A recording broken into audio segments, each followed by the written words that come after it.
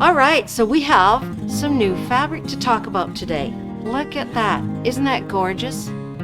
This is a fabric line called Dwell in Possibility, and I think it's absolutely a perfect sentiment for today. So what you're seeing on the screen right now is one of 4 images that come on a panel. There's another one. The humblest tasks get beautified if loving hands do them, and that's by Louisa May Alcott. These are all quotations turned into a lovely line of fabric. These are quotations by strong women. So there's the 3rd one, and what's the 4th one here? Oh, I love this. Yeah, a nice gray there. She seemed to walk in an atmosphere of things about to happen. That is so positive, so positive. So this is the panel. Let me switch you back, and we're going to hold the whole thing up here for you. There we go. I particularly, upside down. There we go. I particularly like the moth. I think he's adorable. Okay. And we've just gotten this in, so we've got lots of supply right now. And then this, what you see behind me, is only a portion of the fabric line. So Dawn says I can open a bundle. I don't know if I will. As you can see here, there are about 30 different fabrics within the line. So maybe I'll just carefully untie this guy here. So here's the bundle that Dawn has prepared from this fabric, and there's, I'm going to switch you over so you can have a close-up look at some of these. There's the moth on a white background, some coordinating blacks and whites right here that would go lovely with that. And then it's been how many years since we've seen fabric with actually gold on it. Look at this. This is beautiful. And that's not a black so much as a soft charcoal. So it's not a really harsh look to the fabric. And then a lovely background with some of the quotations on that one. That's pretty too.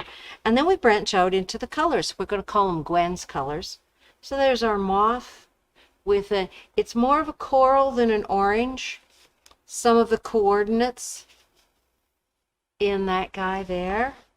And Mr. Moth, you can tell the moth is my favorite because I'm putting it on the top. Wouldn't that be gorgeous? Wouldn't it be nice? It's not too soon to start thinking of Christmas gifts. And then we go into the other colorway. Like this. This is a very, it's not really a mustard and it's not really a green, a very, very modern color these days. So if you're sewing for someone that likes the modern look, doesn't want to get all flowery and frou-frou, this is going to work in beautifully. And not all the fabrics have gold. This one in particular is a cream and a white, and you can see the little, looks like a little deer lying down there. There's no gold on that one. There is no gold on that one. So if you're not a fan of gold printed fabrics, there's certainly stuff in the lineup without the gold. There's a lovely soft blue gray that coordinates. Now that one doesn't, that looks green on my screen. Hopefully it comes through better for you. It's kind of a cross between a gray and a tealy blue, like there. And then the darker fabrics, we're into the blacks, black and gray. This is pretty. Dawn's used this in, switch back to this, Dawn's spread this one out in the large size right here, like that. So black with the coral, touch of soft brown. So even though they look like harsh fabrics, they're not. It's really a very soft effect that they give you. There's one with the lettering on it again, Dwell in Possibilities.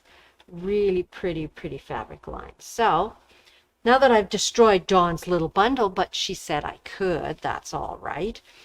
What happens, what do we do when we get a fabric line like this? Do we buy one piece? We could just buy one piece and then choose fabrics that we have or that go with it. Or we could buy a bundle so we have some of every fabric in the line. Or maybe we could buy, in the fat quarters that we have, we could choose one feature fabric and then take that fabric and in one of the colorways. Either way, you need a pattern to go with it. So what I asked Dawn to pull were just some ideas of patterns that might showcase a fabric line like this, because you've got not really blenders, you've got some bold fabrics, and then you've got some that are more of a background use fabric. So the first one Dawn pulled up for me is this little guy here, and this is just one of they're amazing, these little fabric cards, little pattern cards. And this one uses 9 fat quarters and 1 yard of neutral fabric. You could make a little purse out of this. It would go wonderfully well with some of the outfits that we have. How about something like this guy? That would be a little simpler. Now that one, you could certainly use a neutral or a background fabric, and then you've got all of these other wonderful things that you could build your shapes out of. Wall quilts. Maybe it's not your favorite fabric line. Maybe, but you like it, but you don't want a big quilt out of it. So why not build a wall quilt? Why not just choose the ones that are particularly special for you and make something small to hang on the wall to enjoy as you walk past it. And Dawn's pulled one called Diamond Star Quilts. That's an amazing, if you love doing stars. And then a quilt retrospective. This is a lovely book. This is Victoria Finlay Wolfe. Okay, 35 years of quilts. So if that's not an inspirational book to give you some jumping off places, I don't know what is. I love quilt books. I love quilt books.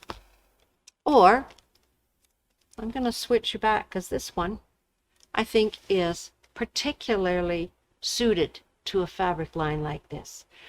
Very simple. You've got the squares on point on the one side here. You could showcase one piece of every one of those fabrics. And this one's called Away We Go. Very simple. You could whip that one up in a weekend. Of course, your usual take 5 that just mixes up your fabrics beautifully. Anything that uses fat quarters, here's fat quarter quickies.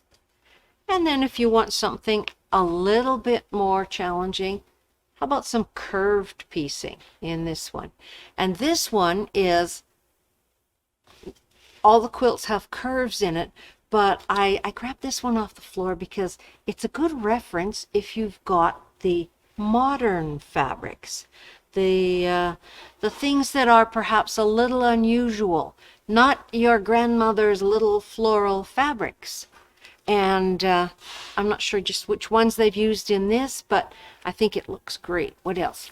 There's another one that would suit it, or something like the petal play that we talked about a couple weeks ago in the class. So lots and lots of possibilities when it comes to a fabric line, because the nice thing about fabric lines is everything goes together. It all blends, whether you use a lot of this one and just a little bit of this one, you know it's going to work well together. What happens if you have a piece of fabric from a fabric line and you love it, but you can't, it's getting close to the end of the run, maybe the store's run out of some of the other ones. How can you set about getting a good match?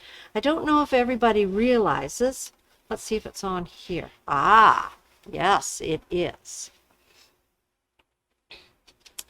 Anytime you buy fabric you will find along the selvage edge here somewhere, you'll find something like this. It might be a row of circles or a row of shapes.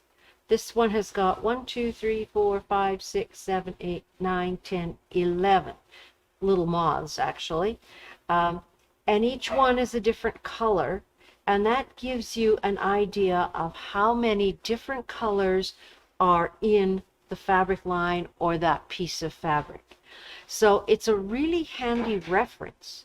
You can just take that strip of selvage. Let's say you're partway through and you still want to add some fabric to your project, and you've got that strip of selvage. Just take that to the quilt shop, and then you can go through and go, how's that gonna work? Like this. And you have some reference to start from, because a lot of times when you see colors spread out, and especially in different lighting situations, it's really hard to get them to match. You don't know, and so you take it home and it's not quite right, or you haul your quilt in and you test things. So that one is a really good reference and guess, and it also tells you why sometimes our fabrics are so expensive. That means this has probably gone through the printing process up to 11 different times, depending on the colors used on that particular panel. So I think it's a great line. I think it's going to take maybe a little bit of handling, but I would love to see a quilt done in this line. I think it would just be spectacular, and there's enough variety in the different fabrics that in some ways it doesn't matter how you end up putting it together. It is called, as we said, Dwell in Possibilities, and I should actually give credit. Let's see what it says. Dwell in Possibilities by Gingerbur. It's a Moda fabric, Moda Fabrics Inc. And it says, the humblest tasks get beautified if loving hands do them. And that's Louisa May Alcott's quote. So let's get our loving hands busy. That's the first of our new fabric this week. Hopefully we'll be able to do this a lot more in the coming weeks. Take care, everybody. Remember to stay calm, stay safe, and be kind to everyone out there. And until we see you next time, have a wonderful, wonderful Thursday. Bye, everyone. Thanks for joining us.